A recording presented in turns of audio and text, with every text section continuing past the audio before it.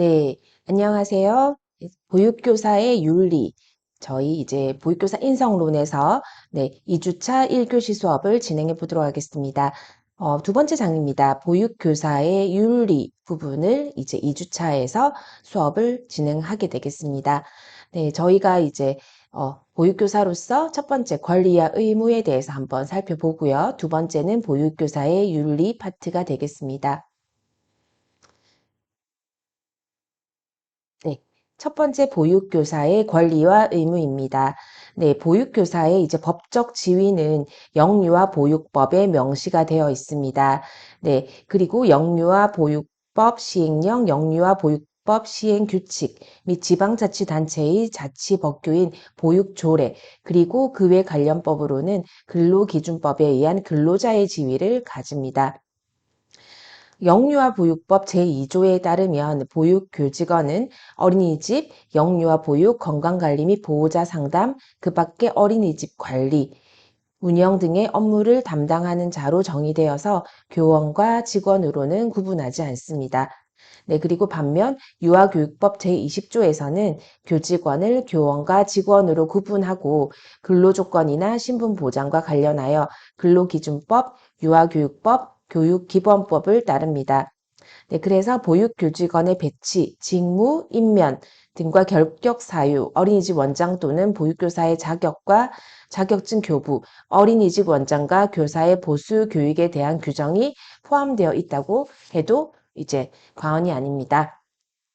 네, 첫 번째 이제 보육교사의 권리에 대해서 한번 살펴보겠습니다. 네, 이제 권리, 이제 권한이 있다는 거죠. 가진다는 거죠. 첫 번째 교직의 본질과 특성에 따른 권리입니다. 네, 보육교사는 전문성, 공공성, 근로성을 가집니다.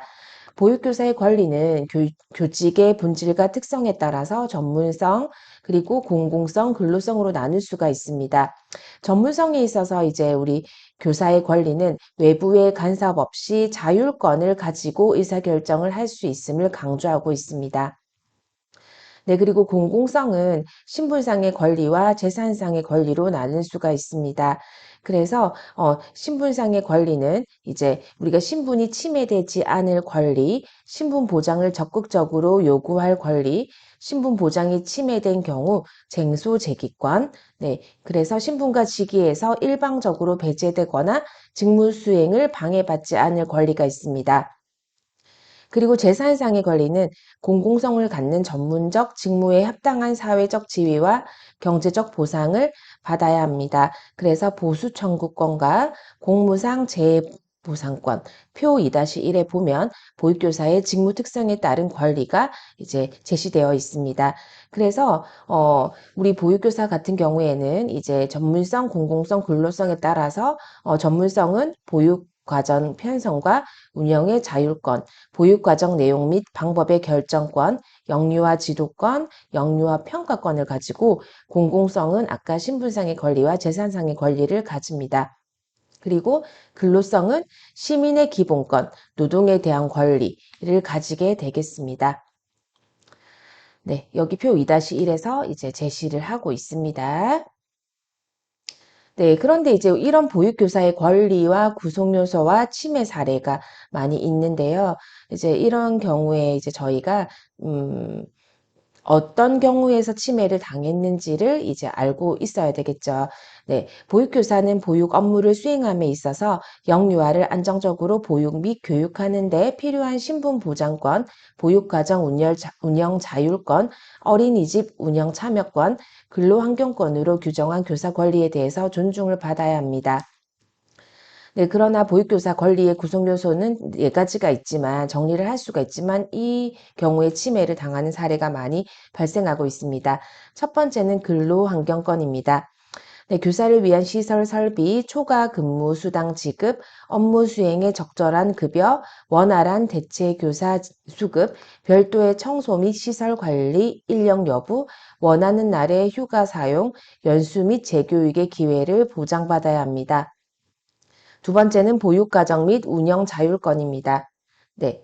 담임 교사와 이제 학부모 간의 우선 상담이 이루어지도록 하고 자율적 보육 활동 계획의 운영, 보육 활동이 방해받지 않도록 정해진 시간에 상담하기 그쵸? 그리고 영유아 관찰 및 생활 지도의 자율성, 원장의 이제 교사 의견 존중하기 등을 통해서 보육과정 운영의 자율권을 보장받아야 합니다. 그쵸? 네, 그리고 세 번째는 어린이집 운영의 참여권입니다. 그래서 보육교사는 일관성 있는 근무 평가를 받아야 하며 교사회의를 통한 업무 분장, 네, 그리고 운영위원회에서 위원 간의 동등성이 보장되어야 합니다. 네 번째는 신분보장권입니다. 전문직으로서 사회적인 인정, 보육교사 인권 존중을 위한 행정기관의 노력이 필요합니다. 그래서 이번에는 요 네 가지의 권리에 대해서 이제 조금 알고 계시는 게 좋겠고요. 이 네 가지 권리도 저희가 이제 맞죠? 퀴즈에서 나올 만큼의 중요한 것들이기 때문에 저희가 또 이제 보육교사로서 이제 어, 일을 하게 된다면 이런 것들은 꼭 지켜져야 된다는 것을 한번 알고 계시고 그 침해 사례에 대해서 한번 살펴보도록 하겠습니다. 네, 근로환경권 이제 침해 사례입니다. 경기도 육아종합지원센터에서 보육교직원의 권리 존중에 대해서 이제 어, 침해 사례를 한번 제시했는데요. 한번 살펴보도록 하겠습니다. 먼저 근로환경권 침해 사례입니다. 네, 원장님이 선생님들 연차 휴가 쓰게 하려고 대체교사 신청도 해주시는데 정작 학부모들은 담임교사가 휴가 가면 우리 애가 어려서 낯설어 하는데 다른 교사가 오면 어떻게 하냐고 민원을 넣더라고요. 교사가 쉬고 싶을 때 쉬지도 못하고 아빠도 일해야 되는 건가요? 이렇게 침해 사례가 있었습니다. 아무래도 이제 저희 같은 교직원의 같은 경우에서는 이제 원장님들은 선생님들은 이제 이때 연차를 쓰게 해주고 싶은데 이제 학부모가 네, 선생님들이 휴가를 갔을 때 민원을 넣는 거죠. 근데 민원을 넣더라도 연차를 쓰고 선생님들이 네, 충분히 쉬게끔 해줘야 되는데 그런 부분들에 대해서 침해가 있었던 사례. 네, 학부모에게 동의를 구해야 되지만 학부모도 이제 선생님들에 대해서 그런 배려를 해주는 부분이 있어야 되겠죠. 네, 그래서 그런 부분들은 네, 근로환경권 침해 사례로 한 번씩 이제 올라오고 있고요. 두 번째는 비슷한 시기에 결혼한 선생님이 두 분 계셨고 결혼 예정이신 선생님이 계셨는데 그분들한테 출산 계획이 어떻게 되냐고 셋이 다 휴직에 들어가면 머리 아프다고. 네, 그쵸. 같은 시기에 아기 가지면 안 되는 거 알죠? 하고 웃으면서 이야기하시지만 눈치가 보이더라고요. 이거는 아무래도 이제 원장님이 그렇게 이야기를 하신 것 같아요. 그쵸? 그래서 담임교사로 대체교사를 구해야 하는 원장님의 입장도 이해하지만 뭔가 이제 자율적으로 가족의 계획이나 이런 것들에 대해서 임신하는데 눈치를 봐야 하는 현실이 좀 슬프더라고요. 이렇게 이야기를 하고 있습니다. 아무래도 어린이집 교사들은, 보육교사들은 여성이 많기 때문에, 그리고 20대나 30대 결혼 정년기 여성과 임신의 가능성이 있는 여성들이 많이 근무를 하고 있는데, 그 근무를 함에 있어서 이제 조금, 비교적 이제 겹치지 않는 이제 결혼 정년기의 여성도 있겠지만, 아무래도 결혼의 시기와 임신의 시기가 겹치는 경우에도 이제 그런 교사들을 가진 원장님도 있기 때문에 이런 부분들이 없잖아 있다고 생각을 합니다.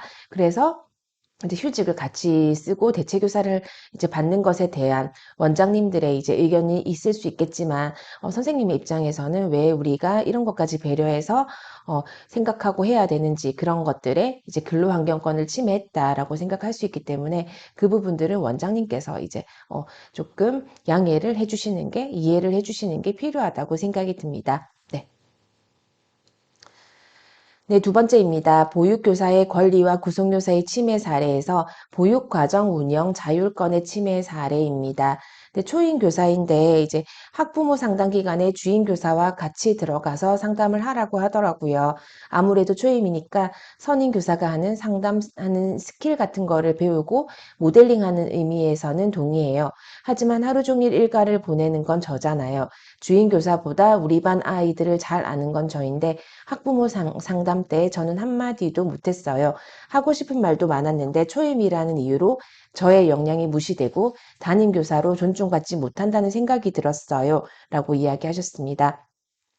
아무래도 이제 우리가 원장도 이제 아이의 특성을 잘 알겠지만 선생님이 이제 보육교사로의 전문성, 역량과 지도권과 평가권을 가지는데 이제 선배, 네, 그쵸. 우리가 선임 교사가 학부모 상담을 한다는 거는 이제 아니라고 생각을 하고 이제 이렇게 침해를 했다라고 생각을 하게 되는 거겠죠. 그래서 담임 교사가 이제 그 아이에 대해서 학부모와 상담을 하는 게 옳은 것이 아닌가라는 생각이 이제 이 글을 읽고 드네요. 네, 그래서 그런 부분들에 대해서는 선임 교사에게 상담 스킬은 어떠어떠한 부분에 어떻게 대처한다는 것은 이야기를 하지만 선임 교사가 이제 같이 상담을 들어갔다 하더라도 이제 선임 교사의 의견을 주로 제시하거나 이야기를 하면 안 되는 상황이었는데 선임 교사가 이렇게 자기의 의견만 계속 이야기를 했다라는 것입니다. 네, 아이들 활동 사진을 찍어서 올렸는데 어머님이 우리 아이 사진이 많이 없다. 이거 정말 많이 이제 클레임이 있고 민원을 제기하고 학부모님들이 이야기하시는 부분이 네, 많습니다. 근데 이런 부분들은 학부모가 너무 이제 과민 반응을 한다고 생각이 듭니다. 네, 애 머리 좀 묶어주지. 그렇게 찍어놨냐. 누구만 예뻐하고 우리 애는 안 예뻐하는 거 아니냐. 이제 별의별 소리를 다 듣고 있어요. 더 자주 올려달라. 뭐 하는 등의 요구사항이 너무 많아서 힘들어요. 물론 어린이집 생활이 궁금한 마음은 이해하지만 사진 찍고 아이들이 어떻게 찍혔고 빠진 애들은 없는지 사진 선별하느라 시간을 보내는 것 또한 일 아닌 일이 되더라고요. 라는 것들입니다. 네, 그래서 아이들 활동 사진에서 심지어 저는 이제 학부모가 우리 아이는 왜 등 돌린 사진만 찍었냐. 네, 그리고 우리 아이가 얼굴을 바로 정면으로 해서 찍게 해달라. 이런 요구를 하는데, 이제 그거는 학부모에게 전달을 처음에 할 때, 이제 상담 시, 우리는 이제 주 일과가 아이들의 보육하고 아이들을 케어하는데 기본이 이제 그게 기본적인 일이기 때문에 사진을 찍고 이렇게 하게 되면 아이들을 케어하는 시간이 줄어든다. 네, 그렇기 때문에 부모님들이 이런 부분을 양해해 달라. 사진을 너무 자주 찍어서, 네, 엄마들한테 이렇게 보내주는 것들에 대해서 일과에 이제 더 많은 이제 뭐 일이 업무가 과중이 된다라고 확실하게 이야기하여야 될 것 같습니다. 그래서 좀 뭐 이것 때문에 사진을 적게 올려서 다른 어린이집으로 옮긴다 이런 부모들도 많이 있는데 이런 부모님들 같은 경우에는 이게 어린이집에서 이렇게 끝나지 않고 유치원, 초등학교까지 계속 이어지는 경우가 많습니다. 그래서 우리가 뭐 만 1세 같은 경우에는 아이들이 5명이고 선생님이 1명인데 뭐 아이 한 명 한 명, 그쵸, 1대1이 아니기 때문에 애 머리를 다시 묶어서 예쁘게 해서 사진을 찍고 이렇게 할 수가 없기 때문에 그런 부분들에 대해서 전달을 많이 하고 이거는 정말 저도 많이 공감하는 부분이라서 네, 보육가정 운영의 자율권에 침해된다라고 생각이 듭니다. 네. 네, 이제 보육교사의 권리의 구성요소 침해 사례 이제 19페이지 위의 책에서 19번째입니다. 네, 어린이집 운영 참여권 침해 사례입니다. 엄마들이 선호하고 좋아하는 교사들이 있어요. 새 학기 반 배치하는데 그 선생님 반을 해달라고 요구하시기도 하세요. 그쵸? 저도 선생님들과 면담을 통해서 이건 이제 원장님이 이야기를 하시는 것 같습니다. 선생님들과의 면담과 그동안 보육과정 운영한 것들을 다 감안해서 배치하고 결정하는 건데 학부모들이 이 선생님 해달라, 저 선생님 싫다 이렇게 요구하실 때마다 참 설명하고 설득시키는 게 힘들더라고요. 네, 요거는 이제 선생님들이 네, 우리가 선생님이 좋고 나쁨이 없는데 엄마들은 이제 선한 선생님 있을 수가 있겠죠. 그래서 반 배치를 하는데 어려움이 있고 그것은 이제 교육 과정, 교육 운영 과정에 학부모가 이제 조금 침해한다. 학부모가 교사들을 선택한다라는 것들에 대해서 이제 침해 사례로 많이 이제 제시가 되고 있습니다. 네, 그래서 그런 부분들을 원장님들이 일일이 설명하고 이제 그쵸 설득시키는데 힘이 든다는 것도 저 또한 공감하고 있기 때문에 아무래도 선생님들에게도 일관성 있는 네 이제 그런 대우를 해야 되는데 엄마들의 요구 때문에 그렇게 못하는 것들이 원장님의 조금 힘드신 부분이 아닐까 생각이 듭니다. 네, 업무 분장은 주임 교사나 원장님이 결정해요. 주임 교사와 친분이 있거나 경력 있는 교사들은 쉬운 업무를 가져가고 복잡하거나 귀찮은 업무들은 신입 교사나 새로운 교사들에게 업무를 배정해요. 이것도 옳지 않은 사례가 맞겠죠. 아무래도 이제 우리가 신임 교사들이 왔을 때 업무를 과중히 주는 것도 안 되고요. 이럴 때에는 선임 교사하고 신임 교사를 같이 배치시켜서 이제 같이 하게끔 하는 경우가 대다수인데 이 원에서는 이제 조금 경력 있는 교사들이 쉬운 업무를 가져가려고 했던 거, 그런 것들이 이제 많이 사례가 있기 때문에 이렇게 이야기를 하고 있는 것 같습니다. 네, 교사 외의 시간에 자신이 잘할 수 있는 거나 특기 같은 걸 살려서 자유롭게 의견을 교환한 후 정하면 좋은데 이제 항상 통보하는 시기니까 좀 그렇다고 이야기를 하네요. 그래서 교사들 중에서도 이 업무를 잘 하고 이제 이렇게 해왔던 경력이 있다면 서로가 업무를 균일하게 나누는 것들이 필요한데 그렇지 못하는 것에 대해서 이제 교사들의 이제 불만이 많이 이제 나오지 않나라는 것들이 있습니다. 그래서 업무 분장에 대해서 이제 이런 것들이 자주 이제 나오는 이제 그런 부분이기 때문에 그런 것들도 원장님 같은 경우에 혹은 주임교사 같은 경우에 조금 적절하게 배치해 주시는 게 필요하다고 생각이 듭니다.